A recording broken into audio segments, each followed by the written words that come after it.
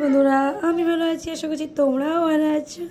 এখন চলে এসেছে আমের সিজন, পাকা পাকা আম খেতে আমার দারুণ লাগে। আজ আমার ছেলে বানাচ্ছে কি দেখো, আম দিয়ে অনেকগুলো আম ওকে ছাড়িয়ে দেওয়া হয়েছে। ও একা একাই সেগুলো আম মিক্সিতে দিচ্ছে। সে সুন্দরভাবে মিক্সি করে আমাদেরকে জুস করে খাওয়াবে।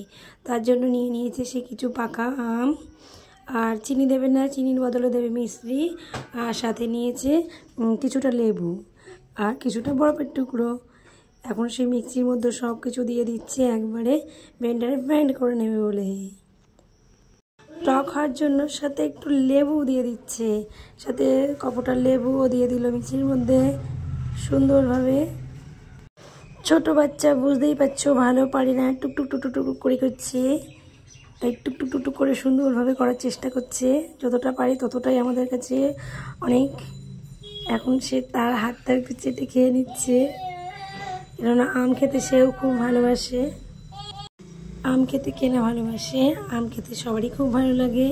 এই গরম সিজনে পাকা পাকা আম দারুণ।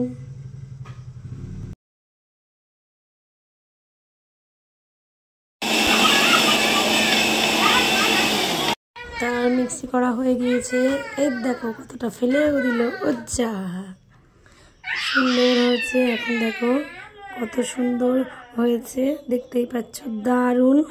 ও জিভে জল চলে আসলো, লোভনীয় একটি খাবার এই গরমে, দারুণ। ও হেভি হয়েছে, দেখে তোমরা বুঝতেই পারছো।